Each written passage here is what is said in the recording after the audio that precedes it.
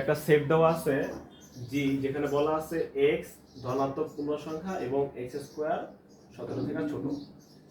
ধনাত্মক পূর্ণ সংখ্যা বলতে দেখো এগুলো কি বোঝায়, শূন্য এটা ধনাত্মক পূর্ণ সংখ্যা, 1 2 3 4 5 6 7 8 আর অনেক ধনাত্মক পূর্ণ সংখ্যা আছে। তো আমি 0 থেকে 5 পর্যন্ত নিলাম।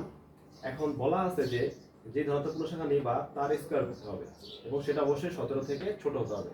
তাহলে 0 0 স্কোয়ার করলে 0 17 থেকে ছোট, 1 এর স্কোয়ার করলে 1 17 থেকে ছোট, একইভাবে 3 এর স্কোয়ার করলে কত হয় 9 17 থেকে ছোট, 5 এর স্কোয়ার করলে কত হয় 4 এর স্কোয়ার করলে কত হয় 16 যেটা 17 থেকে ছোট, কিন্তু 5 এর স্কোয়ার করলে 25 যেটা 17 থেকে বড় হয়।